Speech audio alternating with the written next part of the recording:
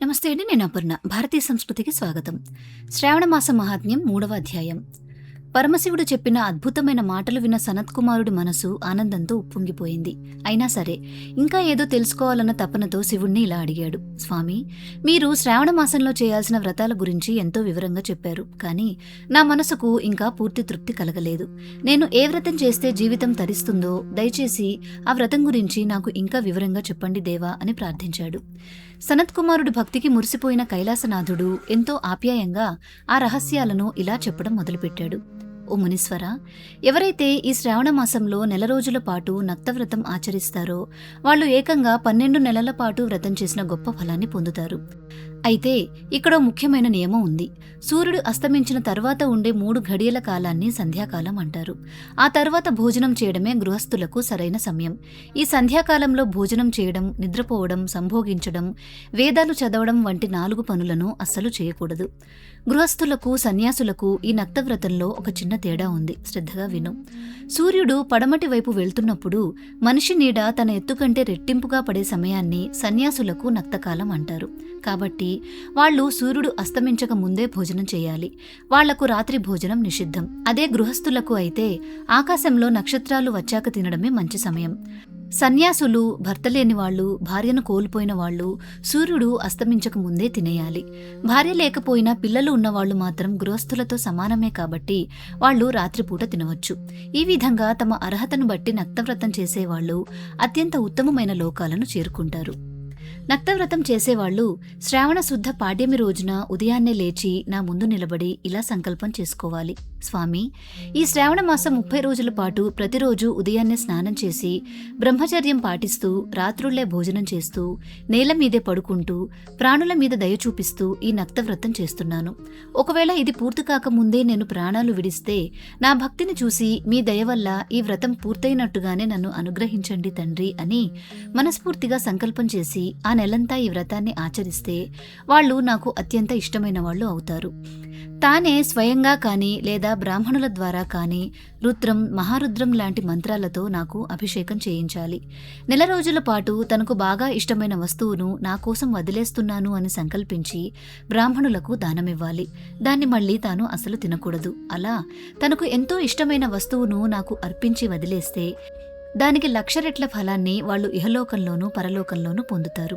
కోరికతో చేస్తే ఆ కోరిక తీరుతుంది. నిష్కామంగా చేస్తే ఏకంగా మోక్షమే వస్తుంది. నా మంత్రంలోని అక్షరాల సంఖ్య ప్రకారం అభిషేకం చేసేవాళ్లు ఒక్కో అక్షరానికి 1,00,00,000 సంవత్సరాల పాటు కైలాసంలో నా వెంటే ఉంటారు. ఇక పంచామృతాలతో అభిషేకం చేస్తే జన్మరాహిత్యం వస్తుంది అని పరమశివుడు ఇంకా ఇలా చెప్పాడు. సనత్కుమార, కోరిన కోరికలు తీర్చే లక్షపత్రి పూజా విధానం గురించి చెబుతాను విను. సంపదలు కావాలనుకునేవాళ్లు మారేడు దళాలతో, శాంతి కోరుకునేవాళ్లు గరికతో, ఆయుష్షు కావాలనుకునేవాళ్లు సంపంగి పూలతో, చదువు కావాలనుకునేవాళ్లు మల్లెలు, సన్నజాజులతో పూజ చేయాలి. శివకేశవుల అనుగ్రహం కోసం తులసి దళాలతో, పిల్లల కోసం వాకుడు పూలతో, పీడకలలు రాకుండా ఉండడానికి ధాన్యాలతో నన్ను పూజించాలి. నా ముందు శంఖం, చక్రం, పద్మం లాంటి ముగ్గులు వేసి అలంకరించి కోరికలన్నీ తీరడం కోసం అన్ని రకాల పూలతో లక్షపత్రి పూజ చేస్తే నేను సంతోషించి వారి కోరిన కోరికలన్నీ తీరుస్తాను.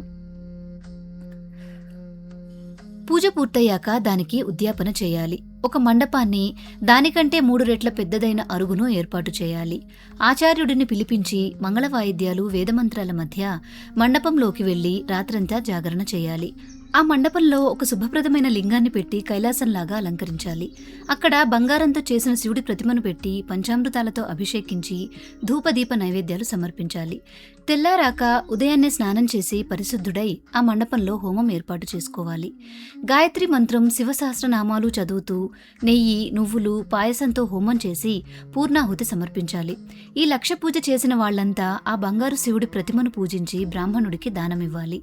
ఒకవేళ దీపారాధన చేస్తే వెండి ప్రమిదలో బంగారు వత్తి పెట్టి ఆవు నెయ్యి పోసి దానమిస్తే అన్ని కోరికలు నెరవేరుతాయి. 100 మంది బ్రాహ్మణులకు అన్నదానం పెడితే నేను వారిని ఖచ్చితంగా కరుణిస్తాను. ఈ నెల రోజులు నేల మీద పడుకునేవాళ్లు వచ్చే జన్మలో నవరత్నాలతో చేసిన మంచి మంచాన్ని, రత్నదీపాలు ఉండే అద్భుతమైన పడక గదిని పొందుతారు. అలాగే ఈ మాసంలో బ్రహ్మచర్యం పాటిస్తే మంచి తేజస్సు, గొప్ప దేహబలం లభిస్తాయి. చివరకు సందేహం లేకుండా మోక్షం వస్తుంది. ఇక పగలు గాని రాత్రి గాని కనీసం భోజనం చేసేటప్పుడు గాని మౌనవ్రతం పాటించేవాళ్లు స్వర్గలోకంలో అద్భుతమైన సుఖాలు అనుభవించి మళ్లీ ఈ భూమి మీద గొప్ప సత్యవంతులుగా పుడతారు. వ్రతం పూర్తయ్యాక గంటను గాని పుస్తకాన్ని గాని దానమిస్తే సమస్త శాస్త్రాలు నేర్చుకున్నవాడై బృహస్పతి అంతటి బుద్ధిమంతుడు అవుతాడు. మౌనంగా ఉంటే మనసులో ఏ గొడవలు రావు కాబట్టి మౌనవ్రతం అనేది ఎంతో గొప్పది నాయనా అని పరమశివుడు వివరించాడు. ఇక్కడితో శ్రావణమాస మహాత్మ్యంలో నక్తవ్రత, లక్షపూజ, భూమిశయన, మౌనాది వ్రతాలను తెలిపే 3వ అధ్యాయం పూర్తయింది. శ్రావణం అంటే వినడం. ఈ మాసంలో శివలీలలు, వ్రతకథలు వింటే సకల పాపాలు తొలగిపోతాయని పురాణాలు చెబుతున్నాయి.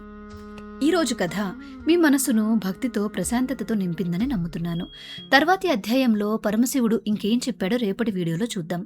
మన ఛానల్ని సబ్స్క్రైబ్ చేసుకుని మీ అభిప్రాయాన్ని కామెంట్స్ రూపంలో తెలియజేయండి. ఇంకో చిన్న విషయం, అద్భుతమైన భక్తి సమాచారం, స్తోత్రాల కోసం మన వెబ్సైట్ bharatiyasamskruti.net చూడండి.